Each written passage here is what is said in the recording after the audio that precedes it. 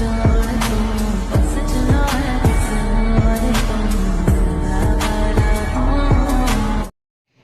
Everyone, welcome back to my channel. जो मेरे channel पर न्यू विजिटर्स है वो प्लीज़ चैनल को सब्सक्राइब और वीडियो को लाइक करना मत भूलना। तो लव इज़ नॉट ईजी के पार्ट 18 को शुरू करते हैं। सो हम लोगों ने पिछले पार्ट में देखा था कि विंग ने वांगजी को जलाने के लिए शुयंग का सहारा लिया था और वही वांगजी जो जलस हो भी गया था। तो लास्ट में जब वांगजी उससे पूछ रहा था कि ये सब क्यों किया तुमने, तो विंग ने बता दिया था कि वो उससे प्यार करता है। और जब ये बात वांगजी सुनता है तो वो शॉक हो जाता है और वहाँ से सीधा बिना कोई आंसर किए भाग जाता है।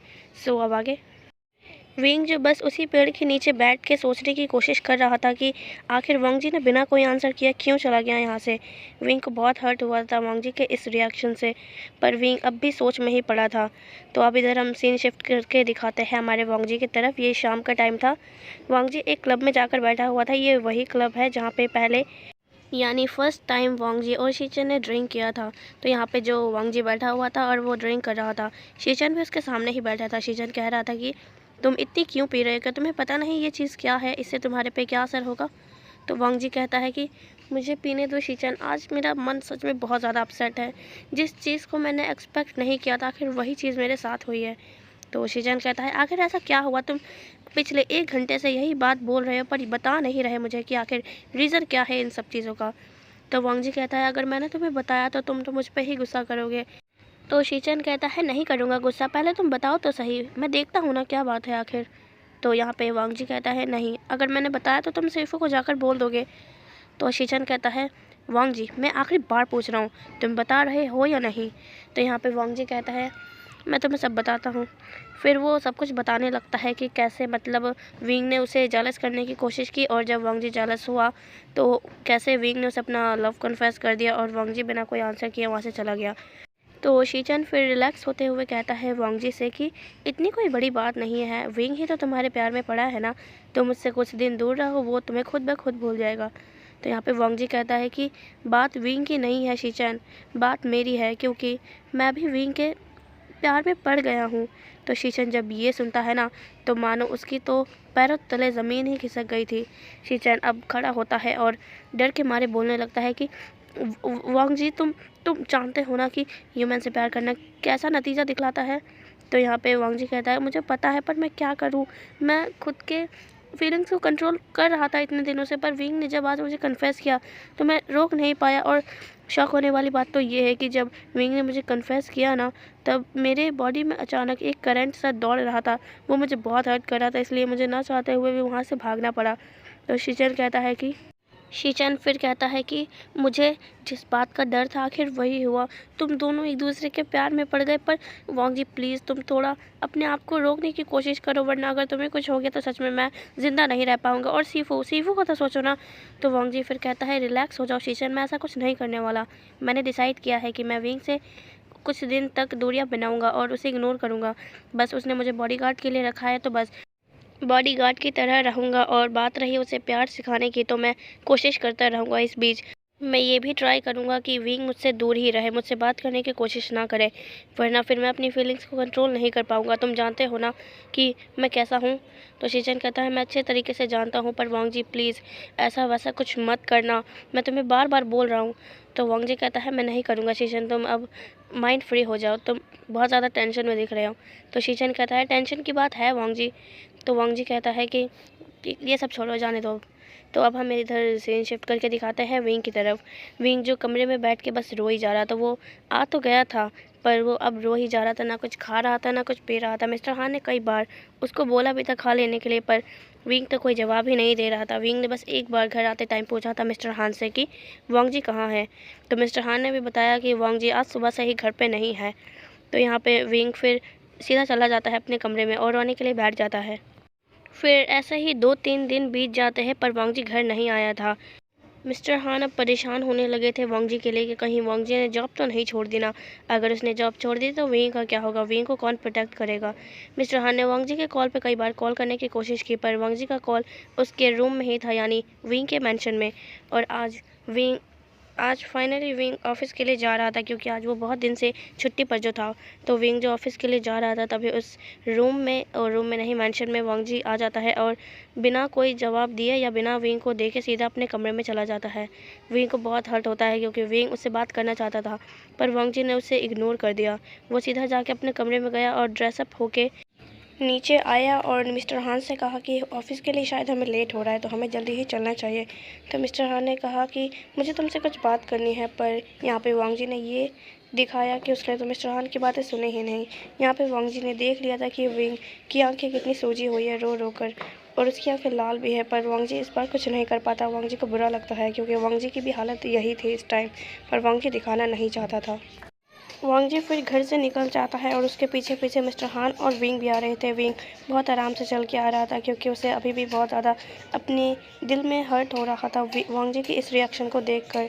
वांग जी जो सीधा जाके कार में बैठ गया था, इस बार वांग जी कार के पीछे वाली सीट पे नहीं बैठा था, वो ड्राइवर सीट के बगल में बैठा था।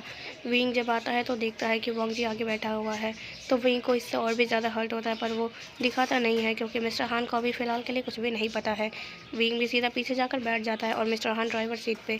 मिस्टर हान वांग जी से कहता है कि तुम पीछे क्यों नहीं बैठे? तो वांग जी ने कहा कि क्यों, मैं आगे नहीं बैठ सकता क्या? तो यहाँ पे मिस्टर हान ने बोला नहीं, ऐसी कोई बात नहीं है, मैंने बस ऐसे ही बोला, क्योंकि तुम हमेशा पीछे ही बैठते थे। तो वांग जी ने कहा पर इस बार मैं आगे बैठना चाहता हूँ। तो मिस्टर हान कहता है ठीक है, जैसी तुम्हारी मर्ज़ी। और विंग जो बस बाहर देखे जा रहा था, उसके आंखों में अभी भी आंसू आ रहे थे, पर विंग अभी इस टाइम तो बिल्कुल भी नहीं रोना चाहता था, क्योंकि कार में मिस्टर हान भी थे और वो वांग जी के सामने खुद को वीक तो दिखाना नहीं चाहता था। वांग जी को सब कुछ समझ में आ रहा था कि विंग कैसे अपने आंसुओं को कंट्रोल करने की कोशिश कर रहा है, पर वो इस चीज़ पे ज़्यादा ध्यान नहीं देता।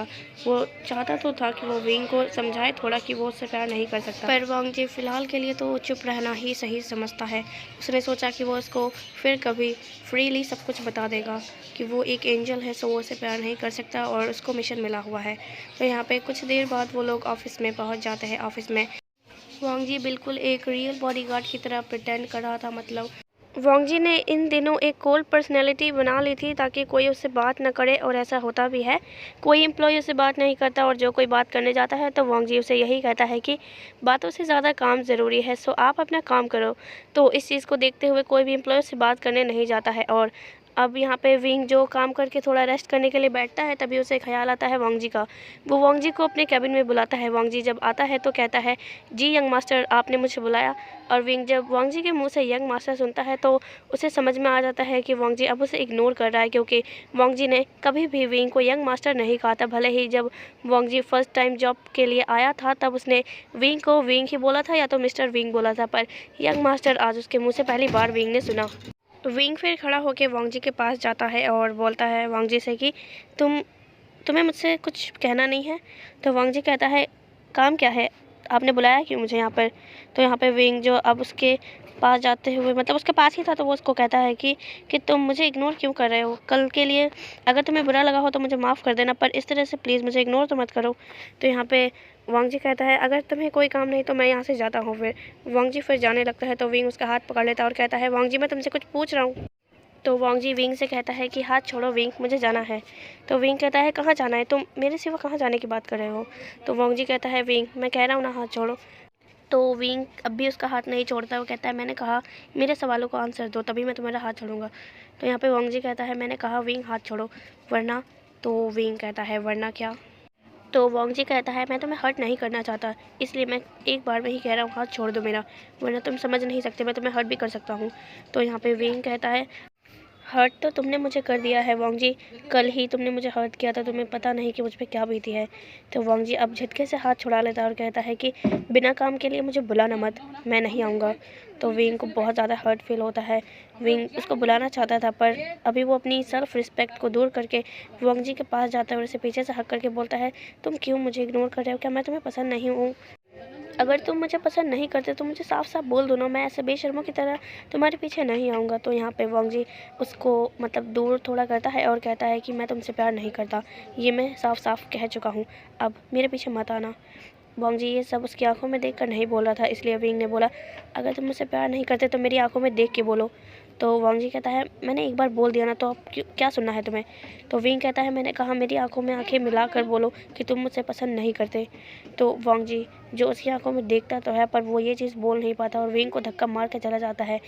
वांग जी ने जब विंग को धक्का मारा तो विंग का सर एक टेबल में जाके लग जाता है। उसके सर से ब्लीडिंग भी होने लगी थी पर वांग जी ने ध्यान नहीं दिया था और ना ही विंग ने बताया कि उसको लग गए हैं। वांग जी को आवाज़ तो आई थी कि टेबल से कुछ तो टकराया, पर उसने बिना पीछे मुड़े ही कमरे से निकल गया। और यहाँ पे विंग जो अपने सर पे हाथ रखता है तो उसे फील हो जाता है कि उसकी ब्लीडिंग हो रही है, पर विंग को अभी वांग जी के सिवाय कुछ भी नज़र नहीं आ रहा था। वो खड़ा हुआ और वापस जाके अपने चेयर पर बैठ गया। उसने एक कपड़े से अपनी ब्लीडिंग रोकने की कोशिश की पर अब जो उससे नहीं संभाला जा रहा था तो थक हार कर उसने अपने दोस्त वेनिंग को कॉल किया। वेनिंग एक अल्फ़ा था और निहोसेंग एक ओमेगा, तो उसके पास वेनिंग का नंबर सबसे ऊपर था। तो वेनिंग को उसने कॉल किया और वेनिंग कम से कम आधे घंटे में ही पहुंच जाता है। वेनिंग आते ही सीधा टॉप फ्लोर पे जाता है और विंग के कैबिन के अंदर जाने लगता है। तो यहाँ पे वांग जी उसे रोकता है और कहता है कि विंग के परमिशन के बिना तुम अंदर नहीं जा सकते। तो वेनिंग गुस्से से वांग जी की तरफ देखता है और उसका हाथ झटक के कहता है मैं उसका फ्रेंड हूँ, तुम्हारा कोई हक नहीं मुझे रोकने का, समझ में आए ना। तो वांग जी कहता है कि तुम फ्रेंड हो, क्या प्रूफ है तुम्हारे पास। तो वेनिंग कहता है तुम कोई भी नहीं हो जो मुझे तुम्हें प्रूफ देने की ज़रूरत पड़े। वेनिंग फिर गेट खोल के अंदर घुस जाता है और उसने ज़ोर से गेट बंद कर दिया था वांग जी के मुंह पर। यहाँ पे अब वांग जी सुनने की कोशिश कर रहा था पर अभी कोई कुछ नहीं बोल रहा था, इसलिए उसे कोई सुना नहीं देता। यहाँ पे वेनिंग आता है और विंग को देखता है। विंग ने अपना सर झुका रखा था टेबल पे। विंग की बहुत ज़्यादा ब्लीडिंग हो रही थी सर से, जिससे टेबल भी थोड़ा खून से भर गया था। यहाँ पे वेनिंग आता है और सीधा उस कपड़े को लेता है और विंग के सर पर रख देता है और कहता है तुम्हें ये सब करने की क्या ज़रूरत है विंग। जब वांग जी तुम्हें पसंद नहीं करता तो तुम क्यों उसके पीछे हाथ धोकर पड़े हुए हो, ये क्या हालत कर ली है तुमने। तो विंग जो थोड़ा सा अपना सर उठाता है और कहता है ये मैंने नहीं किया, वांग जी ने मुझे धक्का मारा था। तो वर्निंग कहता है तो तुमने उसे बोला क्यों नहीं कि उसने तुम्हें हर्ट कर दिया है। तो विंग कहता है कि अब हर्ट करने को क्या ही बचा है, उसने देखा किस तरीके से मुझे इग्नोर कर रहा है और उसने धक्का मारा और मुझे मेरी तरफ देखा तक नहीं। तो वर्निंग कहता है तुम मूव ऑन कर लो, वांग जी तुम्हारे लायक ही नहीं है, तुम उसका पीछा छोड़ दो, ये यही सही है तुम्हारे लिए। तो विंग कहता है ऐसे कैसे छोड़ दो, तुम जानते हो ना मैंने पहली बार किसी से प्यार किया था और जिससे किया उसने मुझे इस तरीके से हर्ट किया है, मैं क्या करूँ वैनिंग, मुझे कुछ भी समझ नहीं आ रहा। तो वैनिंग कहता है कि मैं कह रहा हूँ वांग जी का पीछा छोड़ दो, यहाँ तक कि मुझे तो लगता है कि तुम्हें उससे जॉब से भी निकाल देना चाहिए। ऐसे बॉयज़ को रखने का कोई फ़ायदा ही नहीं जिसे ओमेगास की रिस्पेक्ट करनी ही नहीं आती। तो विंग कहता है रिस्पेक्ट की बात नहीं है, वो मेरी इज़्ज़त करता है, पर मैंने कल शायद अपने जज्बातों को काबू में नहीं रखा और सीधा बोल दिया, मेरी गलती है, अगर मैं उसे कन्फेस नहीं करता तो आज शायद हम पहले की तरह एक दूसरे से हंसी खुशी से बातें करते, ऐसे इग्नोर नहीं करते एक दूसरे को। तो वैनिंग कहता है तुम्हारा क्या करूँ मैं विंग, तुम इतने ज़िद्दी क्यों हो, वांग जी के पीछा छोड़ क्यों नहीं देते तुम। तो विंग कहता है मैं नहीं कर सकता, मुझसे नहीं होगा ये। तो वैनिंग कहता है नहीं होगा तो अब मुझसे कुछ मत बोलो, मैंने जो कहा वो सही कहा मैंने, अब तुम्हारी मर्ज़ी, तुम छोड़ो या ना छोड़ो, मैं जा रहा हूँ यहाँ से। तो विंग कहता है ठीक है तुम भी जाओ, तुम भी वांग जी की तरह ही हो, ये सारे अल्फाज एक जैसे ही होते हैं धोखेबाज। तो वैनिंग जो अपनी आंखें बंद कर लेता है और कहता है कि मैं बस तुम्हें समझाने की कोशिश कर रहा हूँ कि वांग जी तुम्हारे लायक नहीं है, तुम उसे छोड़ दो। और वो शुयंग शुयंग को एक चांस दे के देखो ना, वो भी तो बहुत अच्छा है ना। तो विंग कहता है कि मुझे किसी को कोई चांस नहीं देना, अगर वांग जी मुझे एक्सेप्ट नहीं करता है तो मैं किसी भी अल्फाज को एक चांस तो क्या कुछ भी देने वाला नहीं हूँ। तो वैनिंग जो एक साय करते हुए कहता है कि ठीक है, तो तुम्हें समझाना बेकार है, वैसे भी हम कुछ नहीं कर सकते, तुम्हारी लाइफ है, तुम कैसे भी जियो, इसमें हमारा कोई हक नहीं कि हम बोले। वैसे एक और बात याद रखना कि चाहे तुम्हारे साथ कोई खड़ा हो या ना हो, मैं और नी होसेंग हमेशा तुम्हारे साथ है। तुम हर एक प्रॉब्लम हम दोनों को शेयर कर सकते हो और हमसे जितना बन पड़ेगा हम उतना करेंगे। तुम और किसी पे ट्रस्ट करो या ना करो, पर हम दोनों पे ज़रूर ट्रस्ट करना, मैं हम दोनों तुम्हें कभी भी धोखा नहीं देंगे उस वांग जी की तरह। तो विंग जो अब रोने लगा था तो वैनिंग कहता है कि विंग प्लीज़ मत रो, मुझे तुम रोते हुए बिल्कुल भी पसंद नहीं हो, मुझे तो हैरानी हो रही है कि एक अल्फ़ा के चक्कर में विंग रो सकता है। तो विंग जो कुछ नहीं कहता वो बस साइलेंटली रो रहा था। वेनिंग फिर जाता है और विंग के आंसुओं को साफ करने लगता है अपने हाथों से और कहता है कि बस विंग बहुत हो गया, अगर तुमने एक आंसू और टपकाया तो देख लेना, मैं तुमसे बात नहीं करूँगा। उस अल्फ़ा के चक्कर में आंसू बहाने या हर्ट करने की कोई ज़रूरत नहीं है, तुम्हें अल्फ़ा चाहिए वांग जी की तरह तो देख लेना, मैं बहुत सारे ला के रख दूँगा। अल्फाज की लाइन लगा दूंगा तुम्हारे सामने, पर प्लीज़ रोना बंद करो। तो विंग ये बात सुनकर उसके चेहरे पर थोड़ी स्माइल आ जाती है। वो कहता है तुम्हारे अलावा मुझे और कोई नहीं समझ सकता। तो वैनिंग कहता है समझने की ज़रूरत भी नहीं है, क्योंकि मैं बहुत हूँ तुम्हारे लिए बस। तो ऐसा कह के वैनिंग उसे हक कर लेता है और विंग भी उसे हक कर लेता है। यहाँ पे वोंग जी इन दोनों की कन्वर्सेशन नहीं सुन पाता, क्योंकि वैनिंग जब विंग के कैबिन में गया था तब वांगजी ने सुनने की कोशिश तो की थी, पर मिस्टर हान ने उसे बुला लिया था किसी काम के लिए, तो वांगजी को जाना पड़ा था। सो गाइस आज के लिए बस इतना ही, मिलते हैं इसके अगले पार्ट में। जब तक के लिए bye and thanks for watching.